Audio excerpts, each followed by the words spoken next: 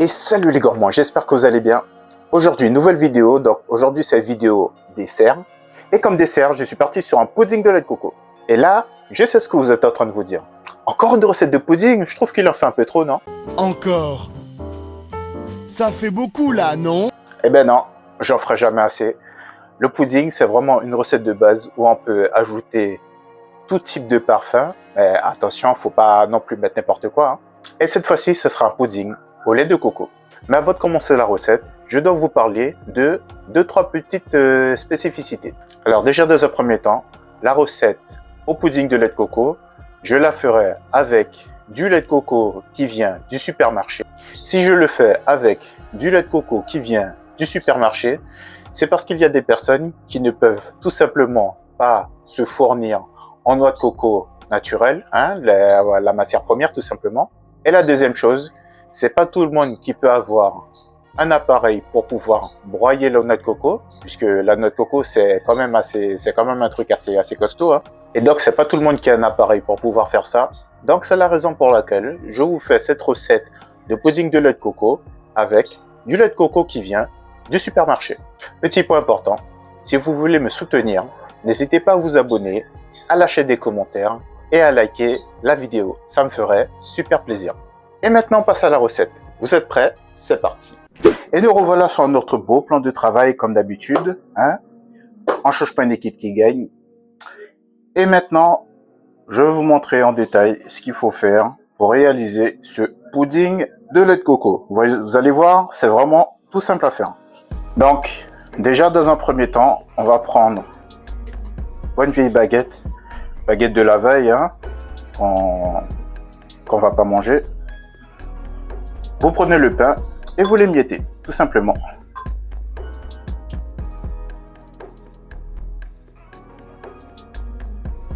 Alors, petite panne de micro sur le moment. Donc là, je vais vous expliquer ce que je vais faire. Là, vous voyez qu'ici, j'ai bien émietté le pain. Ensuite, on va ajouter un mélange d'épices. Donc, qu'est-ce qu'il y a dans ce mélange d'épices? On a de la cannelle, on a de l'extrait de vanille, de l'arôme d'amande amère et du sucre vanillé. Donc, quand vous avez le fond de votre récipient où tout n'arrive pas à se décoller, vous prenez simplement votre maryse, vous mettez un petit coup de maryse dedans et vous découlez tout le reste des épices qu'il y a à l'intérieur du petit pot ou à l'intérieur du bol, selon ce que vous utilisez. Alors ensuite après, on va ajouter notre zeste de citron vert. Donc, moi qui ai pour habitude de vous dire, certains ingrédients de la recette sont facultatifs.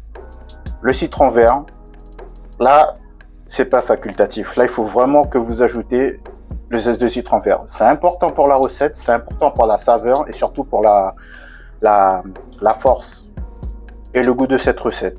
C'est important que vous en mettiez et ça déroge pas à la règle. Là, il faut vraiment que vous mettiez du zeste de citron vert, c'est vraiment important. Voilà.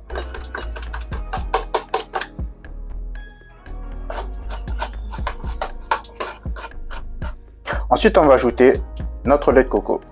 Voilà.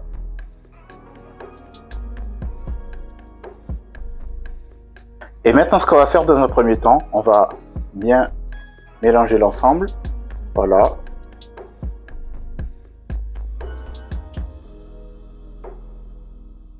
Ensuite, on va ajouter le rhum vieux.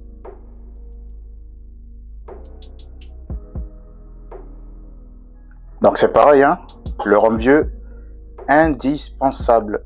Là, il n'y a pas d'ingrédient facultatif. Si vous enlevez un ingrédient de cette recette, franchement, le goût sera plus pareil. Donc là, j'ai mis du rhum vieux et c'est important d'en mettre.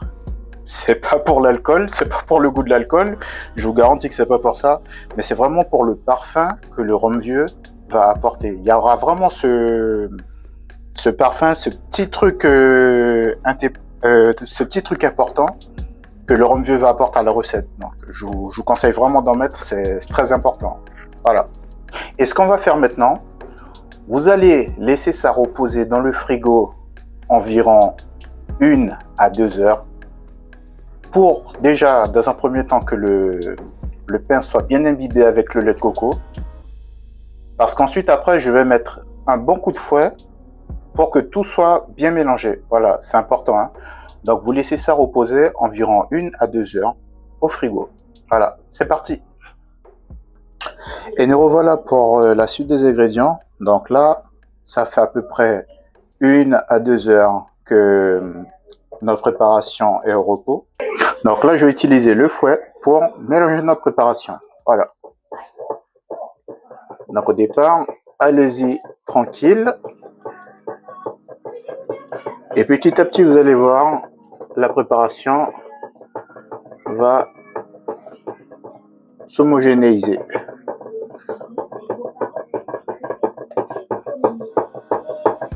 Donc ensuite, dans notre préparation, on va rajouter un œuf.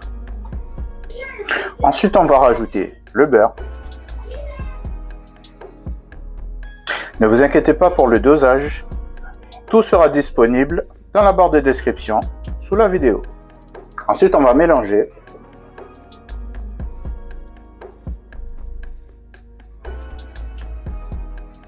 Et maintenant, on va rajouter notre lait concentré sucré.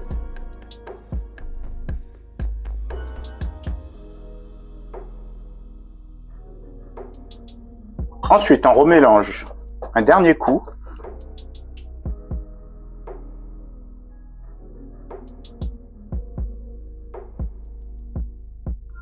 Et maintenant, ce qu'on va faire, on va verser la préparation.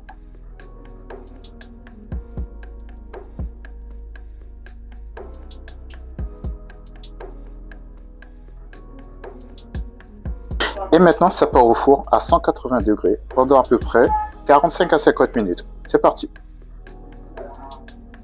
Et voilà les gens, notre pudding au lait de coco est terminé. Donc là, vous avez vu, il est bien cuit.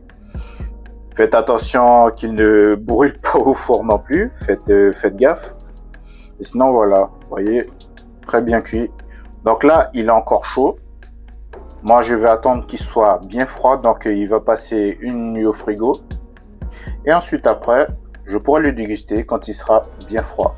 Moi, c'est le conseil que je vous donne. Attendez qu'il soit bien froid pour pouvoir le déguster. Voilà. Donc, comme vous avez pu le constater, la recette de pudding au lait de coco n'est vraiment pas compliquée à faire. C'est juste une histoire de récupération. En même temps, c'est une recette anti-gaspi. Donc voilà, on ne gaspille rien. Tout le pain stocké là que vous avez dans votre congélateur, dans votre frigo et que vous n'utilisez pas, tout simplement, vous le prenez. Vous prenez les ingrédients que vous avez. Si vous n'avez pas assez, vous allez en prendre. Et vous voyez que les ingrédients qu'il faut pour faire le pudding de lait de coco n'est pas compliqué à faire. C'est 2-3 petits ingrédients de base. Mais vous verrez, c'est pas compliqué du tout. Et moi, personnellement, pour ma part, ça peut être le pudding de lait de coco, ça peut être le pudding de raisin, le pudding de pruneau, le pudding que j'ai créé en 2024 ou en 2023, le pudding de banane plantain frit. C'est vraiment une de mes recettes phares, c'est vraiment un dessert de base que je kiffe énormément. Et surtout, c'est devenu une de mes madeleines de Proust. Ça veut dire que c'est quelque chose que je kiffe beaucoup. J'aime faire ça énormément et surtout, ça fait toujours plaisir à la famille, aux amis et aux convives. Si vous avez kiffé cette vidéo, pensez à vous abonner, liker, lâcher des commentaires si ce n'est pas déjà fait. La prochaine vidéo que je vous réserve, je suis sûr que vous allez kiffer. Et surtout, la vidéo, ou plus précisément, les 2 vidéos seront en 2 parties. En attendant, je vous dis à la prochaine. C'était Kairu. D'ici là, portez-vous bien. Ciao!